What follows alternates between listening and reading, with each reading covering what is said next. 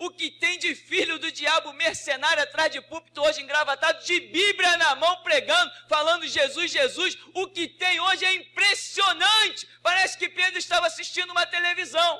Impressionante, inigualável essa revelação. Salmo 23, um salmo de Davi. O Senhor é o meu pastor, nada me faltará. Em verdes prados me faz descansar e para águas tranquilas me guia em paz. Restaura-me o vigor e conduz-me nos caminhos da justiça por amor do seu nome. Ainda que eu ande pelo vale da sombra da morte, não temerei mal algum, pois tu estás comigo. A tua vara e o teu cajado me protegem. Tu prepararás um banquete para mim na presença dos meus inimigos. Me honrarás, ungindo minha cabeça com óleo e fazendo transbordar o meu cálice. A felicidade e a misericórdia certamente me acompanharão todos os dias da minha vida, e habitarei na casa do Senhor por dias sem fim. Amém? Vamos poder sentar. Eu sei que você vai dizer, pastor, eu já li esse salmo. E eu vou dizer assim, ai de ti se não tiver lido ainda. Você acha que vai me pregar uma peça dizendo que já leu, e eu vou dizer, ai de ti se não tiver lido. Então, irmãos, Salmo 23, o salmo da ovelha cuidada pelo pastor. Seria interessante se nós soubéssemos exatamente quando Davi escreveu esse salmo, seria interessante. Mas eu não sou uma pessoa muito ligada a datas, eu sou uma pessoa ligada a fatos. Por exemplo, Jesus ressuscitou quando? Hoje de manhã. Entende? É assim que eu lido com as coisas, elas são fatos, elas se tornam verdade instantânea, imediata, contemporânea. Eu não esquento. Aconteceu, Deus fez essa operação quando? Há 10 mil anos atrás? Não me importa, para mim está valendo, é agora. Então eu nunca me liguei em datas, isso é um desequilíbrio emocional que eu sempre tive, nunca tive preocupação com o negócio de datas, eu sempre tive uma visão mais do fato, ao passo que outros têm uma visão da data, cita, em 1573, em 1600 não sei o que, em 1800 não sei o que, e vai citando coisas. A minha mente nunca atentou para essas minúcias.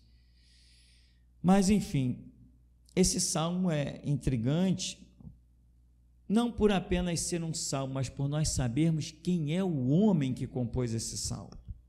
Isso faz toda a diferença. Uma vez eu publiquei uma frase muito simples. Quando as pessoas liam a frase, não viam muita coisa naquela frase, mas embaixo estava escrito assim, Albert Einstein. Aí as pessoas no Facebook diziam assim, não teria nenhum sentido se não tivesse sido proclamada por um Albert Einstein. O homem faz diferença. Todo mundo pode falar um monte de coisa, mas quando Albert Einstein falava, pronto, mudava tudo. Mesma coisa, o Salmo 23, ele tem um impacto muito grandioso na minha vida em particular, porque eu conheço a história do homem chamado Davi. Senão não teria sentido. Mas, quer dizer, não teria tanto sentido certamente teria. Então, muitas vezes, a base que traz aquela revelação, ela é muito importante, ela fala muito profundamente, por isso que as pessoas, às vezes, se desequilibram. Eu encontrei muita gente no meu caminho, não, eu só leio o Novo Testamento, porque a igreja só se baseia no Novo Testamento. Eu disse, não, está errado, o Novo Testamento é uma torre, mas o que sustenta essa torre é a base, e a base se chama Antigo Testamento. Sem o Antigo Testamento, a sua fé no Novo Testamento, ela não seria a mesma coisa. Claro que não seria a mesma coisa, sem dúvida que não seria a mesma coisa. Inclusive, nós ainda temos profecias de Daniel e alguns dos profetas antigos que ainda virão a se cumprir. Tem coisas que estão se cumprindo nos nossos dias que Daniel falou. Ou seja, nós precisamos ter entendimento dos cenários, dos contextos, das bases que nos mostram as torres de vigia da Escritura e da religião. Mas aqui, irmão, repara que Davi, ele vai falando e tem algo intrigante que ele diz: o Senhor é o meu pastor, nada me faltará. Ou seja, o Senhor, Deus, Ele é o guia da minha vida, né? Pastor é o guia da minha vida, nada me faltará. Em qual circunstância? Não interessa. Ele está dizendo que o Senhor é o pastor dele e nada vai faltar. Ele não se preocupa. Ele não está na cabeça dele preocupado com nenhuma situação, mas depois ele vai e frisa: ainda que eu ande pelo vale da sombra da morte, nada vai me faltar. Porque o Senhor é o meu pastor, não vai me faltar nada. Quem é que está no controle de tudo?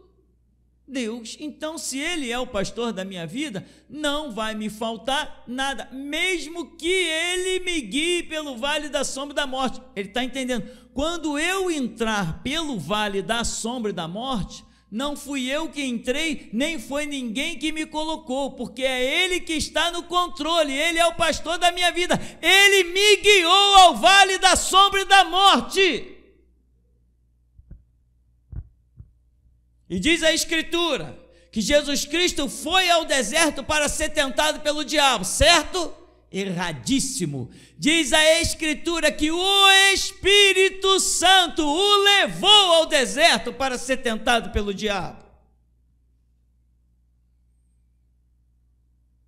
Então, você tem que entender quem está no controle. Terremoto, quem está no controle? Maremoto, quem está no controle? Perigo de morte, nudez, espada, presente por vir, quem está no controle? O Senhor é meu pastor, nada me faltará. Inclusive os vales da sombra da morte, que Ele vai me guiar para que a minha fé possa mostrar o seu valor. Porque Ele tem uma montoeira de galardões lá no céu, mas Ele não vai galardoar quem está numa boa, vivendo tranquilamente. Ele só vai galardoar quem passar pelos vales e confessar o nome dele. Ele só vai galardoar quem entrar nas guerras que ele tem a realizar. Afinal de contas, um dos seus títulos é Jeová Sabaote, o Senhor dos Exércitos. A Escritura diz que ele tem uma contenda contra os habitantes da terra, e eu nunca vi Deus descer num cavalo e vir guerrear aqui embaixo, mas sempre vi ele levantar os seus servos. Jeremias, vai lá mostrar minha contenda. Ô Ezequiel, vai lá mostrar minha contenda. Isaías, vai lá mostrar minha contenda. João Batista, vai mostrar minha contenda. Pedro, Paulo, Tiago, João, vai lá mostrar minha contenda. Jesus, meu filho amado, vai lá na terra mostrar minha contenda. O Senhor é meu pastor e nada me faltará. Jesus, eu imagino Jesus dizendo isso. O Senhor é meu pastor e nada me faltará. Aí o pai se apresenta e diz assim: exatamente, meu filho, vai na terra cumprir a minha missão, cumprir a minha vontade, né? Então, irmão, aí ele vai dizer assim: em verdes prados me faz descansar, e por águas tranquilas me guia em paz. Aí todo mundo: o Senhor é meu pastor, então que beleza, né? Ele me faz descansar nos pastos verdejantes e me guia em muita paz. Aí depois ele vai dizendo: restaura-me o vigor, conduz-me nos caminhos da justiça por amor do seu nome. Ainda que eu ande pelo vale da sombra da morte, não temerei mal algum, porque tu estás comigo, a tua vara e o teu cajado me protegem. Tu preparas um banquete perante mim na presença dos meus. Essa King James diz: na presença dos meus inimigos. O Senhor é o meu pastor. Então, para onde que Ele me guiou?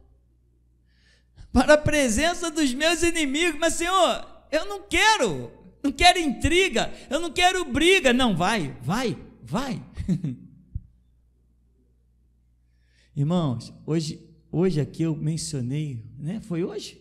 Olha a minha cabeça, foi hoje, né? Que eu falei que Israel habitaria no meio dos seus inimigos.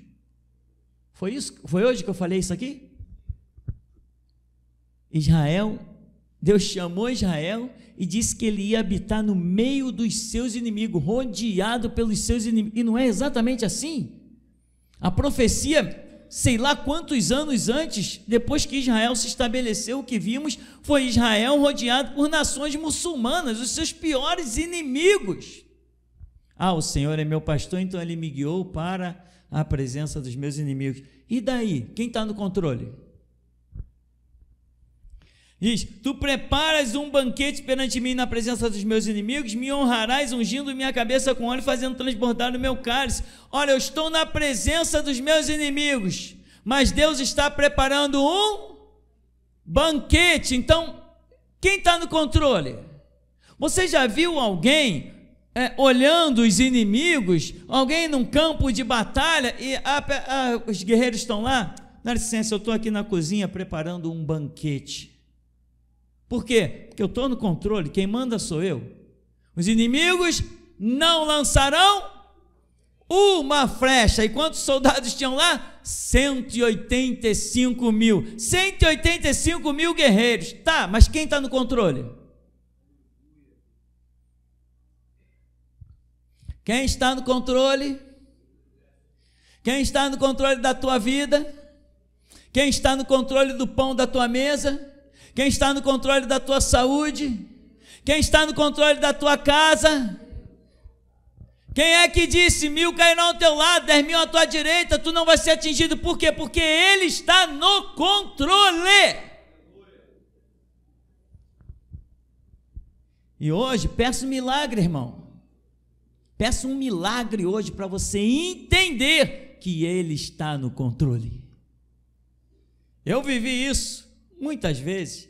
E nesses últimos dias, quando o cara chegou com a arma ali, e ele fez assim, na minha direção, e eu andei na direção dele, porque eu disse: Deus está no controle. E o que tinha dentro de mim era exatamente isso: não vai sair bala daquela arma. Quando ele atirou para o chão, saiu. Quando ele atirou na direção do irmão Alex, não saiu. Por quê? Porque Deus está no controle. Aqui, a felicidade e misericórdia certamente me acompanharão todos os dias da minha vida, habitarei na casa do Senhor por dias sem fim. Misericórdia, graça, tudo, mas mesmo que esteja na presença dos inimigos, irmão, você tem que entender isso. Deus está no controle. Nem a morte, nem a vida, nem o passado, nem o porvir, nem principados, nem potestades, nem altura, nem profundidade, nada nos pode separar do amor de Deus que está em Cristo Jesus. Nada. Por quê? Porque Ele está no controle. As minhas ovelhas estão na palma da minha mão e ninguém pode arrebatar. Por quê? Porque Ele está no... Deixa hoje isso penetrar dentro de você. Deixa o teu sangue sair e esse entendimento circular pelas tuas veias e você poder dizer: nada me importa do amanhã, porque Deus está no controle. Os filhos do leão necessitam e sofrem fome, mas os seus amados desfrutam do pão enquanto dormem. Ora, Deus está no controle da minha vida, então o meu esforço muitas vezes é até desprezível, porque Ele bem faz aquilo que Ele bem entender, quiser realizar, porque Ele tem o controle de tudo. Ele domina sobre terra, céu e mar, tem todo o poder nos céus e na terra, tem as chaves de Davi, Ele abre, ninguém fecha, Ele fecha e ninguém abre. É controle total, é controle absoluto. Quando Ananias, Misael e Azarias, Sadraque, Mesaque e Abednego estavam diante daquela fornalha, quem estava no controle? Era o rei ou era Deus? O rei pensou que estava no controle. Vocês não vão adorar? Quero ver. eu vou lançar vocês na fornalha e quero ver qual é o Deus que poderá livrar vocês das minhas mãos, ou seja, eu estou no controle, pensou o rei. Mas ele descobriu que Deus estava no controle. Nabucodonosor se sentiu engrandecido, olhou para os jardins suspensos da Babilônia, para aquela glória toda. Olha o que eu conquistei, olha o que eu adquiri com as minhas mãos, olha o meu grande reino. Aí do céu ecoou: como é que é? Você o quê? Tu vai comer capim com boi, tu vai ser molhado pelo sereno, tu vai morar lá na rua que nem um animal, para saber que os céus é que reinam. E diz Daniel, que depois, diz o Nabucodonosor, que depois de 7 anos, depois de 7 anos que ele estava lá naquela situação, ele elevou os olhos para os céus e reconheceu que os céus reinam.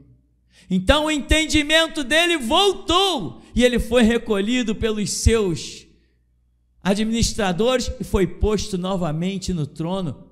Por que ele voltou para o trono? Porque Deus está no controle, porque nenhum homem fica que nem um animal comendo capim lá no sereno e depois consegue voltar para o seu trono. Já teria um golpe, já teriam tirado ele, já teriam matado ele, já teria acontecido 1 milhão de coisas, mas Deus poderoso disse: eu te tiro e eu te ponho, para que saiba que Deus tem domínio sobre o reino dos homens.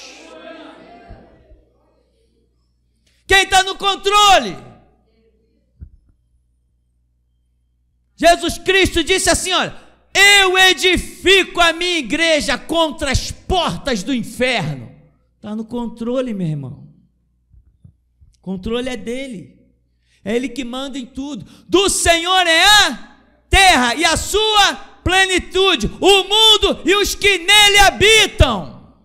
É tudo dele, porque dele, por ele são todas as coisas. É tudo dele. Sem ele, nada do que foi feito se fez. Sem ele, nada do que foi feito se fez. Se não se fez sem ele, significa que tudo que os teus olhos veem, foi ele que fez. É tudo dele, é domínio dele.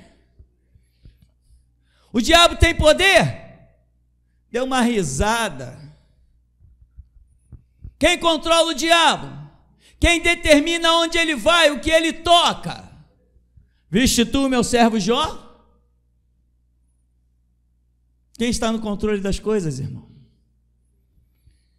Entenda, deixa isso penetrar em você. Deixa isso ser parte da sua vida. Porque Deus já vem trabalhando há anos para levantar a próxima geração que não vai conhecer o sentido da palavra medo, que vai compreender claramente que Deus está no controle. Quer vivamos, quer morramos, somos o quê? Está no controle. Quer dizer que se eu estou vivo, eu pertenço a Ele. Se eu estou morto, continuo pertencendo a Ele. É um controle absurdo.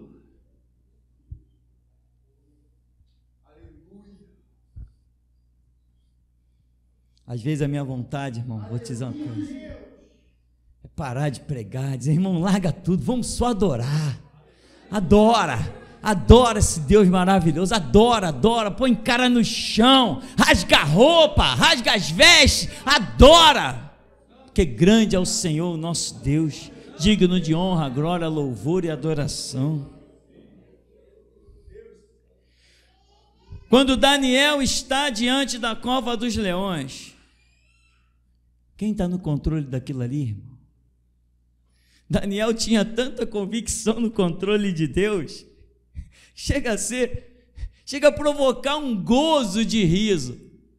O rei chega e diz assim: Daniel, eu vou te livrar.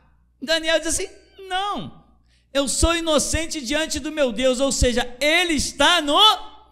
Pode cumprir a tua lei, eu vou entrar, abre a cova lá que eu vou entrar. Caramba, faça-me o favor.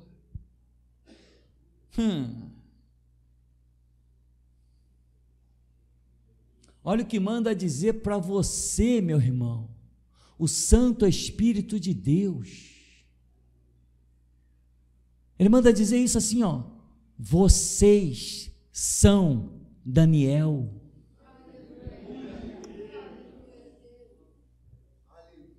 Você sabe por que isso? Você sabe por que vocês são Daniel? Porque Daniel representa a última igreja que passa pelas tribulações tremendas e triunfa de uma forma gloriosíssima. Que coisa tremenda, que impacto, irmão. Que coisa que veio na minha mente, que coisa tremenda. Parecia que, sei lá, não sei explicar não sou expert em coisas espirituais não, a gente só sabe o que a gente sente, e sabe que é verdadeiro e poderoso, só isso. Aleluia. O resto nós queremos é adorar, somos adoradores. Aleluia. Jeremias, vai lá para a porta do templo, marreta essa raça que vem aí, Jeremias, acaba com eles, Jeremias. Senhor, mas eles vão acabar comigo. Quem está no controle? Pegaram Jeremias e jogaram ele no calabouço. Quem estava no controle? Eu vou dizer uma coisa para você, meu irmão. Não interessa a situação nem a circunstância, Deus nunca sai do controle. Por favor, THL, tá? Meu Deus, há um doce espírito aqui. Há uma glória tremenda, meu irmão. Que glória que tem nesse lugar. Nossa alma engrandece ao Senhor, e o nosso espírito se alegra em Deus, o nosso Salvador. Bendito o santo nome do Cordeiro de Deus, coroado de glória e majestade para todos sempre. Louvado seja esse Deus que nos dá o privilégio de nos curvarmos diante dos seus pés e declarar: santo, santo, santo é o Senhor Deus dos exércitos. Bendito o santo nome do Senhor Jesus, do seu santo Pai, do Santo Espírito, bendito seja. Quando os judeus foram levados cativos, houve muitos cativeiros em Israel, e os inimigos, muitos dos inimigos chegaram lá, e não Nabucodonosor, né, que sabia que tinha sido enviado, sei lá, tinha umas coisas lá estranhas para muitos, mas teve muita gente que chegou lá: vamos levar os judeus cativos. Invadiram Jerusalém, invadiram Judá, invadiram Israel e levaram o povo cativo. E lá foram os judeus, o povo que tinha a promessa, levado cativo. Eu vou te perguntar: quem estava no controle? Tu pode estar sendo levado cativo, meu irmão, e os inimigos vão dizer assim: pegamos ele, agora vamos ver se ele pode descer dessa cruz e se salvar, vamos ver se Elias virá salvá-lo, vamos ver. Enquanto você está sendo zombado, escarnecido, crucificado, trucidado, sendo preparado para um túmulo, quem é que está no controle?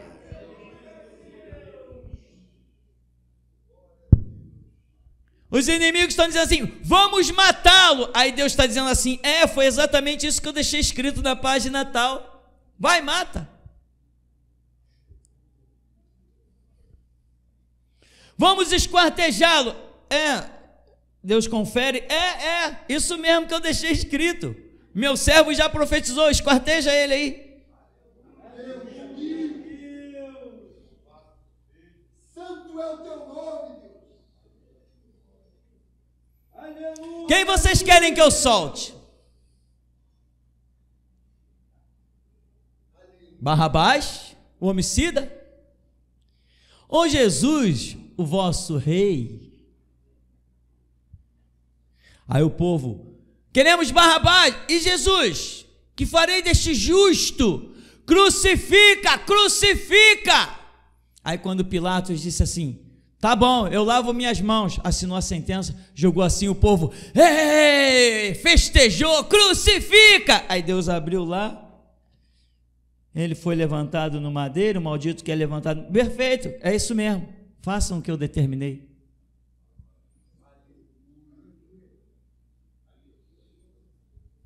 Que viestes ver no deserto. Aleluia!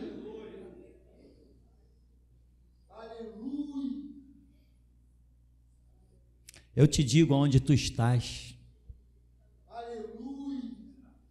Tu estás no único ministério no mundo aonde Deus ainda fala. Estás no único, no mundo inteiro. Presta atenção no que eu vou dizer mais uma vez. Se não fosse geração Jesus Cristo, não existiria mais evangelho sobre o mundo. Por isso, atenta para isso, você que é menina dos olhos de Deus. Deus olha sobre a terra e vê apenas nós, geração Jesus Cristo, vê apenas somente nós. Agora eu vou te perguntar, imagine o quanto Ele não está no controle desse negócio. Imagina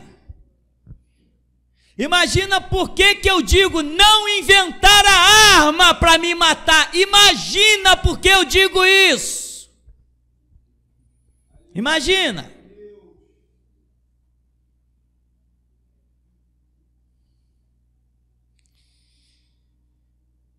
Israel estava no Egito, estava cativo, ficou lá 430 anos. Deus estava no controle? Já tinha falado para Abraão, né? A tua semente será escrava 400 anos. Irmão, Ele tem as chaves da morte e do inferno, da vida, da morte. Ele tem o domínio de tudo. Você tem que viver essa realidade de que Deus está no controle. Entende? Sabe, meu irmão, se a sua esposa for martirizada, você precisa entender, Deus está no controle. Se o seu esposo for martirizado, você tem que entender, Deus está no controle. Se o seu filho for martirizado na sua frente eu falo, antes de você, você tem que entender, Deus está no controle. Porque nenhuma folha cai da árvore se Ele não ordenar. É controle absoluto, total. Nada escapa do radar de Deus, do domínio de Deus, nada escapa, é controle total. Quando nós tínhamos os mártires na arena, comidos por leões, decapitados, esquartejados, e a multidão bradava, e o imperador ordenava a morte, quem estava no controle?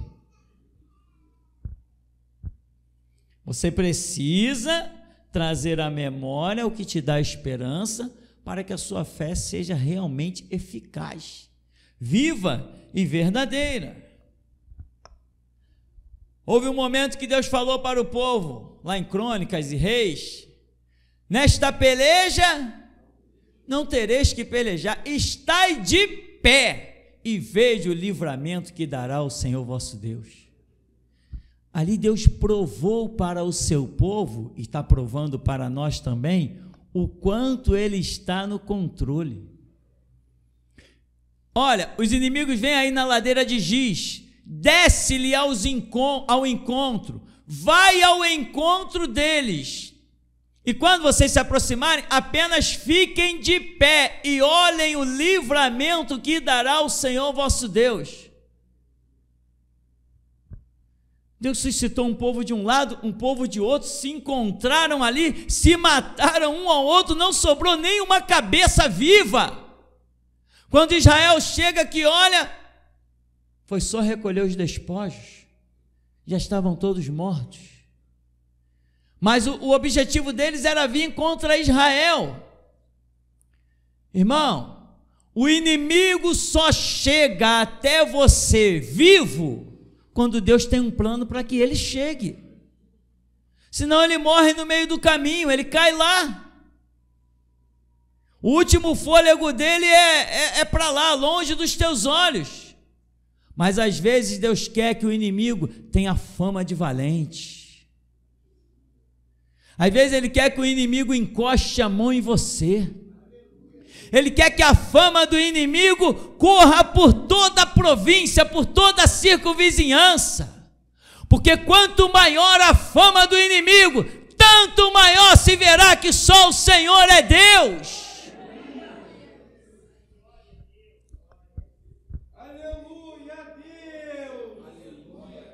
João Batista no cárcere, quem está no controle? João Batista decapitado, quem está no controle? Jesus julgado, quem está no controle? Jesus na via dolorosa, quem está no controle? Jesus crucificado, quem está no controle? Jesus no túmulo, quem está no controle? Jesus ao terceiro dia, está provado quem é que está no controle. Quando Jesus disse, Deus meu, por que me desamparaste? Quem estava no controle?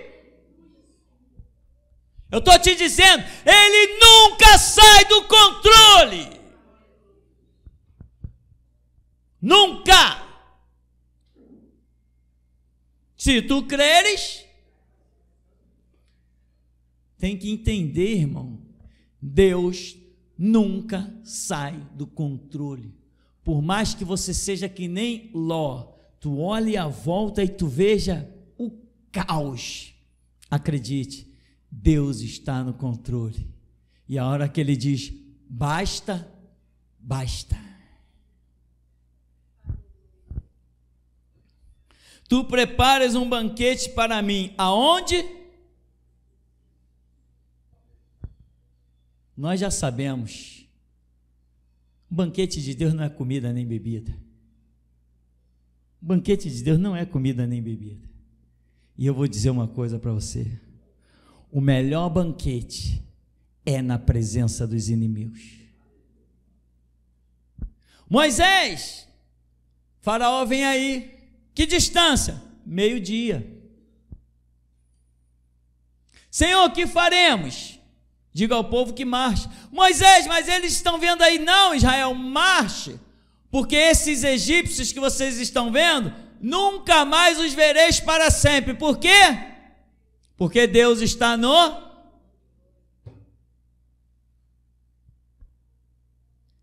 Qual foi a maior glória que Israel já viveu, irmão?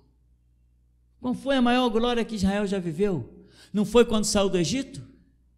As pragas do Egito não é um memorial perpétuo que aquele povo tem de Deus? Aquela coluna de fogo, aquela nuvem, não foi o tempo de maior glória? Quando Deus se manifesta a Gideão debaixo do carvalho, vai nessa tua força, varão valoroso, o Senhor é contigo. Ah, meu Senhor, se o Senhor é conosco, o que foi feito do que aconteceu ontem, do que aconteceu mês passado, ano passado? Não, o que foi feito daquelas maravilhas que os nossos pais nos contaram. Quando Israel saía do Egito, quando Israel sem armas sepultou o exército de Faraó lá no Mar Vermelho. O maior banquete é quando o inimigo vier no teu encalço. A maior glória está proposta quando todos disserem que é o teu fim. Quando todos disserem que a fornalha vai acabar contigo, que o leão vai te devorar, que a cruz vai te consumir, que o túmulo vai te sepultar. Ali está a tua maior glória. Aleluia a Deus! Aleluia! Deus gosta de fazer coisas estrondosas.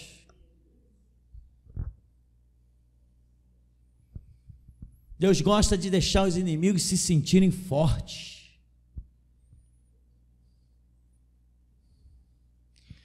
Nabucodonosor aprendeu a lição e ele fez uma declaração muito tremenda. Que todos louvem e exaltem o Deus dos céus, porque o seu domínio é sempre eterno. Ele domina sobre os povos, sobre tribos, línguas e nações. Ele tem domínio sobre os reinos das gentes. E o seu domínio é sempiterno, ou seja, o seu domínio é eterno, quer dizer, não tem nenhum, o que é algo eterno? Algo eterno é algo ininterrupto. Nabucodonosor entendeu disso e disse: o seu domínio é eterno, não tem nenhum momento que ele não esteja reinando. Não tem nenhum momento que ele não esteja no controle. Nabucodonosor entendeu isso. Tem crente que anda com a Bíblia a vida inteira e diante de uma ameaçazinha quer se esconder debaixo da cadeira, quer se esconder debaixo da cama. Não te tenho dito, irmão, que se tu creres, tu verás a glória de Deus. Porque quer você creia ou não, Deus está no controle. Ebenezer, até aqui nos tem ajudado, Senhor. Mestre, no momento que a irmã Eliane estava louvando, você saiu do culto, foi lá naquela salinha lá, para regular o som, e eu olhei lá para dentro e tive uma visão contigo. Havia 2 anjos. Nessa visão você já estava aí no púlpito. Havia 2 anjos, um desse lado e um do outro lado, do seu lado, esquerdo e um direito. O desse lado jogava água dentro do seu ouvido. E o que estava do outro lado tinha uma bandeja na mão e a água saía pelo outro lado. E ele recolhia a água que saía pelo outro lado nessa bandeja. E o teu ouvido era completamente limpo. Saía muita secreção e acúmulo de cera de dentro do teu ouvido. O anjo de lá recebia a água saindo e limpava completamente os teus 2 ouvidos. Amém. Até aqui.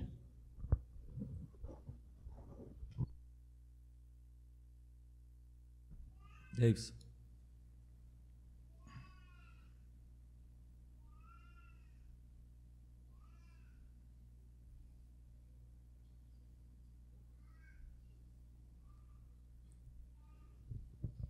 A paz, igreja.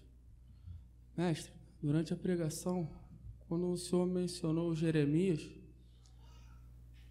Deus trouxe ao meu espírito, mestre, os servos, os grandes homens de Deus, de toda a história, sendo mortos, o que foi apedrejado, o que foi cerrado, foi queimado, todos eles. Só que no momento em que eles estavam cumprindo aquele projeto, mestre, não sei se eu vou conseguir explicar o que deu para entender ali. Eles não foram para aquela hora como se tivesse tudo acabado, Eles foram sabendo que eles tinham que cumprir aquele projeto, porque eles gerariam a unção que está sobre ti. Ao momento que esse entendimento veio dentro de mim, mestre, eu vi a unção que está sobre você, como se fosse várias unção assim dos servos, todas juntas ao mesmo tempo, todos esses grandes homens de Deus que foram para cumprir esse projeto.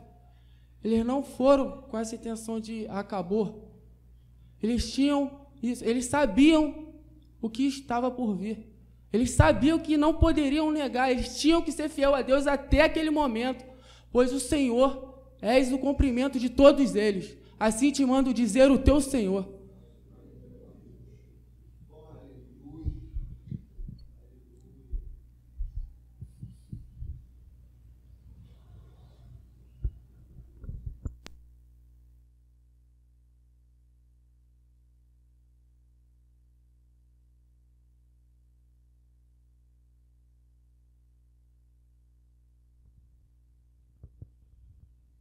Paz, irmãos. Aleluia, Deus. Mestre, assim que o senhor subiu no púlpito, pegou no violão, eu vi um anjo do lado do senhor. Então eu vi o senhor começar a dedilhar, e quando o senhor começou a orar, eu via que o veio da garganta do senhor, ela aparecia. Então eu vi o anjo, ele tinha uma pequena seringa, ele injetou no veio da garganta do senhor, puxou e tirou algo de dentro, mestre.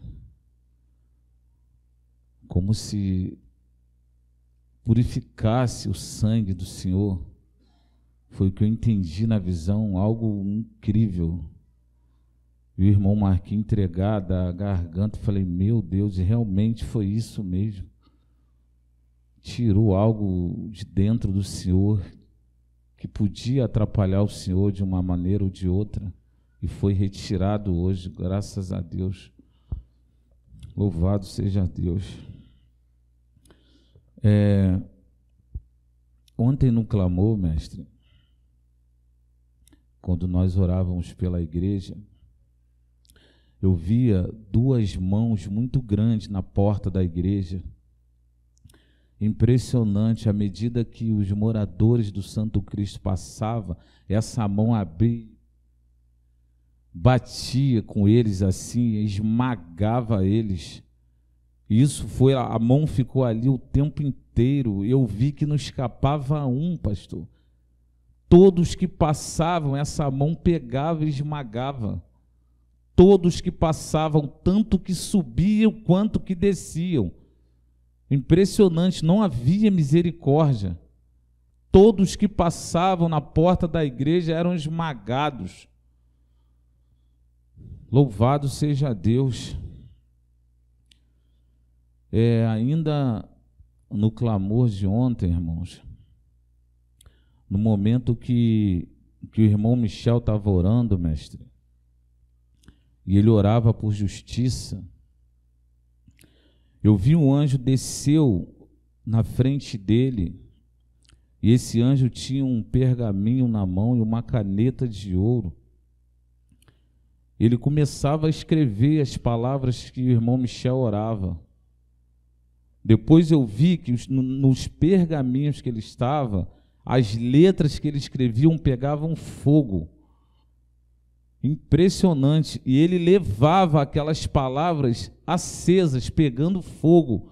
Ele saía com o pergaminho, com as letras na mão, pegando fogo, e levava para o céu. Louvado seja Deus. Ainda na oração, Deus me mostrava, né? Eu já até entreguei essa visão, mas Deus me recordou. Eu vi as paredes, irmão, da casa dos irmãos que estão envolvidos no clamor, nesse mover de justiça. Eu vi as paredes das casas dos irmãos completamente negras, da cor do púlpito. E hoje aqui aconteceu a mesma coisa. Eu vi as paredes da igreja, mestre, negra. E à medida que o Senhor ia pregando, vi o braço que está em cima estendido, ele se erguia mais ainda. Eu tenho um braço do lado direito do Senhor estendido. E a maneira, sempre que o Senhor fala, quando o Senhor menciona justiça, esse braço ele se ergue mais. Toda vez que o Senhor menciona a palavra justiça, esse braço vai se erguendo. Ele vai se erguendo. Impressionante, mestre. Louvado seja Deus. Ainda durante a palavra, eu vi um grande plumo, mestre. E esse plumo, ele ia andando sobre a igreja, flutuando, né?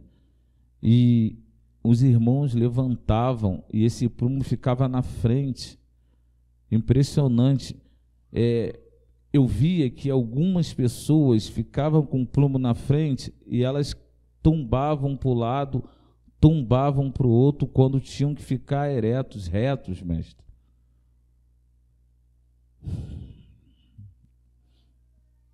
Amém. Quando o Senhor falou que esse é o único ministério sobre a terra, uma seta saiu do púlpito e apontou para você, para a irmã Mônica, esposa do irmão Jorge. Essa seta, o único ministério de pé sobre a terra, ela apontava para você, irmão, se envolva. Amém. É Andréia? É Andréia seu nome? Andréia, Deus me deu uma visão. Eu via o seu cérebro. Impressionante. Aquilo que você tem no cérebro, ela ia se transformando em minhocas. E Deus me deu uma palavra. Vigie os seus pensamentos, irmão. Assim te manda dizer o Senhor. Ainda durante a palavra, mestre, eu vi um vaso. Esse vaso, ele era de cristal e ele tinha alguns pães dentro. E eu observava, mestre, nesses pães, eles começavam a mofar. Eles começaram a envelhecer, como se o mover de misericórdia estivesse próximo do fim neste lugar. Coisa incrível. Eu vi uma espada, mestre. Eu não sei se eu vou conseguir explicar. Essa espada, ela descia sem um auxílio de mão. Nunca vi essa espada. Mas o poder que saía dessa espada era algo absurdo. Ela tinha uma luz e um facho fino de luz dela que saía e que encostasse em alguém, esse alguém saía como se ele estivesse sendo queimado. Uma coisa muito fina, um facho muito fino de luz que saía dessa espada, era capaz de queimar a pessoa. Eu não consigo explicar, mestre, direito o que eu vi, mas essa espada, ela é muito, mas muito poderosa. Ela é muito poderosa, mestre. Louvado seja Deus. Quando o Senhor disse que nós somos Daniel, eu vi que a irmã Rosana levantava o braço. Então eu vi um anjo, irmã, ele com calma, ele pegou no seu braço, ele abaixou o seu braço nessa hora. Amém. Irmão Rubens, o anjo ele parou na sua frente e no momento ele ficava sério, no outro momento ele sorria. Ele ficava sério e depois sorria. Irmã Maria da Luz, é isso? Eu vi um homem, esse homem, ele era altivo, uma espécie de soberba e arrogância. Ele chegava na tua frente e ele indagava a sua fé. E na visão eu vi que a irmã titubeava na frente desse homem. E Deus me deu uma palavra, irmão. Vá para os seminários, ouve as mensagens. Assim te manda dizer o Senhor. Como o Senhor falava, mestre Jeremias, impressionante que hoje de tarde Deus me levou a Jeremias. E Deus me fez contemplar o sofrimento de Jeremias, também de Micaías. E Deus me deu uma palavra para o irmão Davidson. Glória. Assim te manda dizer o Senhor, meu servo. Tu enxergavas com os olhos do diabo, mas eu te resgatei. E hoje tu enxerga com os meus olhos. Eu tenho contemplado a sua obstinação neste lugar.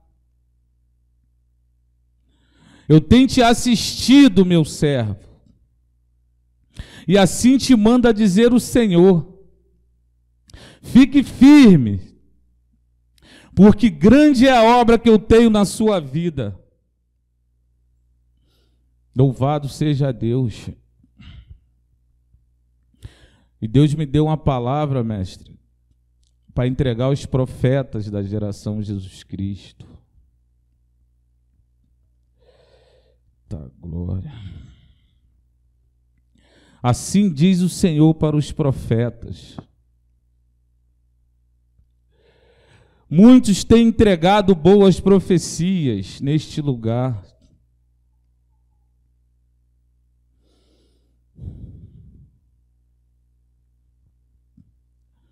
E assim diz o Senhor: não vos chameis para fazer amizades. Não refreie as suas palavras. Seja mulher, filho, esposa. Falem daquilo que eu vos tenho dado.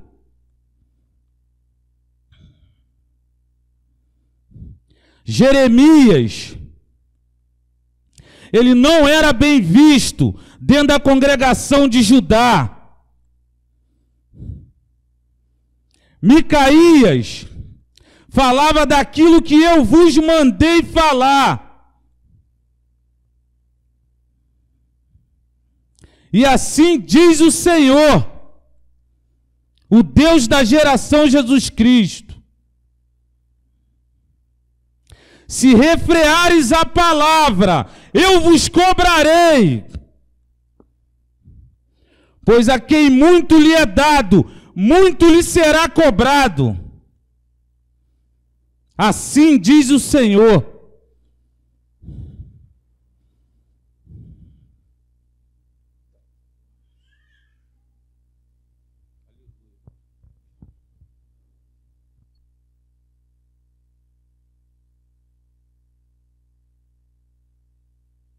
A hora que o senhor, mestre, falou que aquele louvor, que o final do homem sempre é no pó, nessa hora Deus me deu uma palavra. Assim diz o Senhor da geração Jesus Cristo: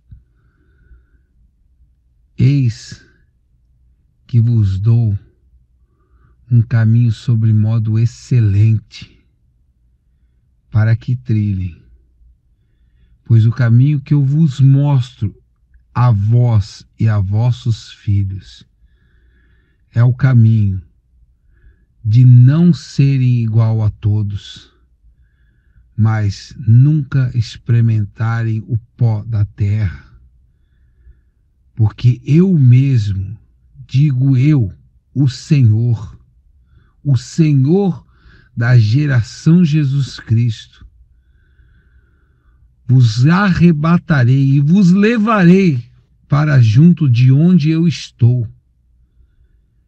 Esta é a minha promessa aos fiéis da minha geração, aqueles que não negarão o meu nome, mas andarão até o fim comigo. Preparem-se, pois a hora do arrebatamento está chegando. Essa noite eu tive uma visão. Eu vi como uma grande asa e como um manto que brilhava, uma luz de uma cor que eu nunca vi. E esse manto, que é uma asa de proteção, envolveu todo o templo. O manto da asa do Senhor cobriu todo o limiar, desde o altar até o fim na porta, e saiu e envolveu todos aqueles que guardam o nome Geração Jesus Cristo. O nome Geração Jesus Cristo é muito especial nos céus. Assim diz o Senhor. O teu nome, ó Geração Jesus Cristo, é conhecido nos céus. O teu nome, ó Geração Jesus Cristo, é falado no céu. Alegrai-vos, pois aí está a minha geração, a geração Jesus Cristo. E a minha guarda, o meu sacerdócio, o meu manto, o meu louvor verdadeiro e a minha única espada na terra. Deus me dá uma visão de toda a terra e eu vejo só uma espada na terra. E essa espada é a geração Jesus Cristo, principalmente o Senhor, Mestre. O Senhor é a grande espada do Deus vivo na terra dos mortais.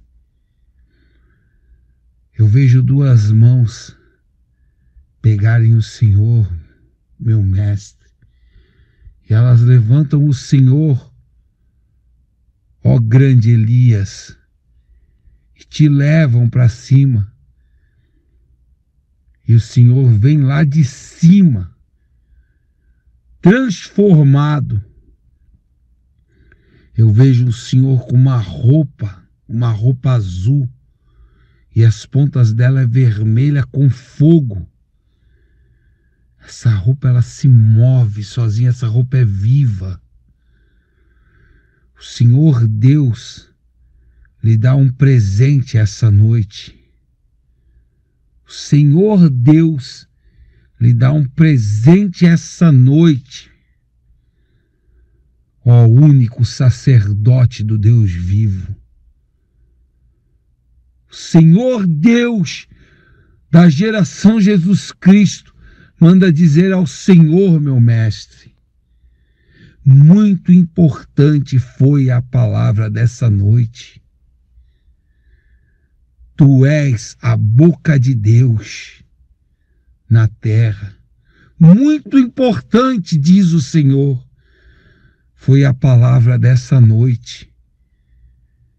E eu te dou um presente, uma roupa nova que tu usarás ainda nessa terra. Amém. Tive uma visão. Eu vi os céus, o céu, o firmamento, e eu vi as águas do céu azul se abrirem como foi o mar vermelho, como se o céu, o azul do céu, as águas que estão em cima, se abrissem igual o mar vermelho.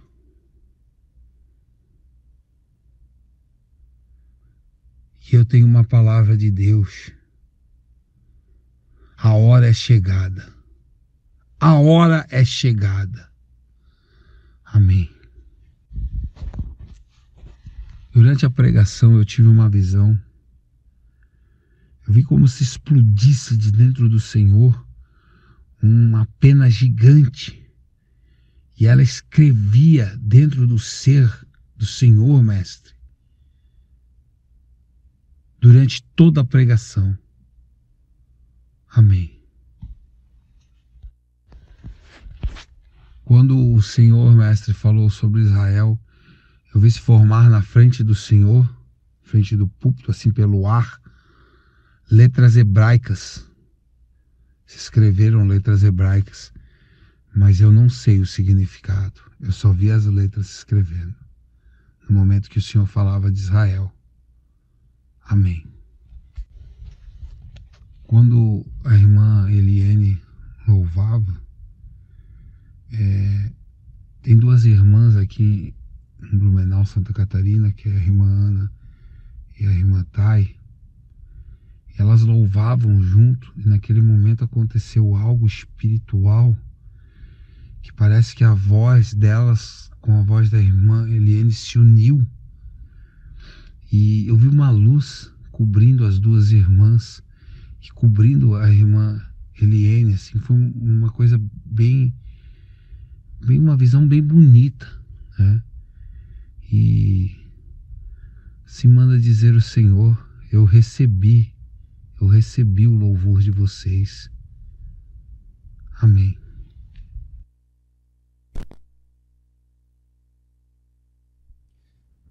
Alguns dos profetas, algo mais? Amém?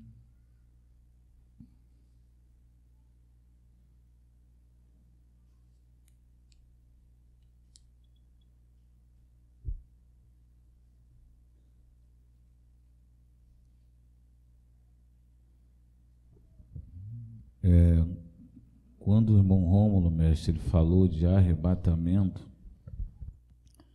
eu via o irmão Tiago, ele subia como fosse arrebatado, depois ele tornava a voltar, e eu tive essa visão com o irmão Vasco também. Eu vi o irmão Vasco subir, depois eu vi ele tornar a voltar. Depois eu tive a mesma visão com o irmão Salles. Eu vi o irmão Salles subir e tornar a voltar. Depois eu tive essa visão com o irmão Afonso. Eu vi o irmão Afonso subir, depois tornar a voltar. Depois eu tive essa visão com o irmão Josi.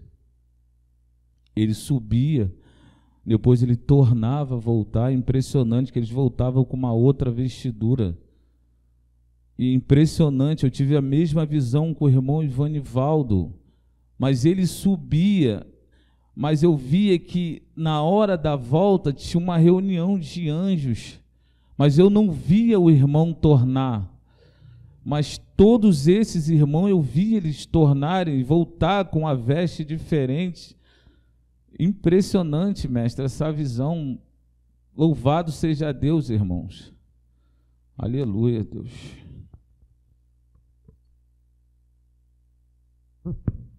Amém. Então, irmão, vamos ficar de pé em nome de Jesus. Não esqueça do seu clamor. Não esqueça de se apresentar perante o Senhor, teu Deus. Apresente-se a Deus com louvor, com adoração, com intercessão, com súplicas. Leia as bem-aventuranças e veja se aquelas qualidades estão na sua vida. Se não estiverem, busque. Bendito Deus glorioso, Pai excelso, Senhor dos altos céus. Conduz-nos, ó Deus, que os nossos olhos contemplem a Tua justiça, que os nossos ouvidos ouçam dela, porque o Senhor tem dito, não voltará para mim vazia a minha palavra, mas cumprirá aquilo que me apraz. E o Senhor sabe, o justo ama a justiça, o íntegro ama a integridade, o correto ama ver a punição daquilo, ó Deus, que blasfema contra o teu nome. Por isso, dá-nos a tua graça, através dos teus feitos, porque seca-se a erva e murcha a sua flor, mas a palavra do Senhor Deus permanece para sempre. Assim leva-nos, ó Pai, em nome do Senhor Jesus, pois nós somos os teus guerreiros. Jesus, nós que por ti daremos a vida, te saudamos. Aleluia! Vamos em nome de Jesus.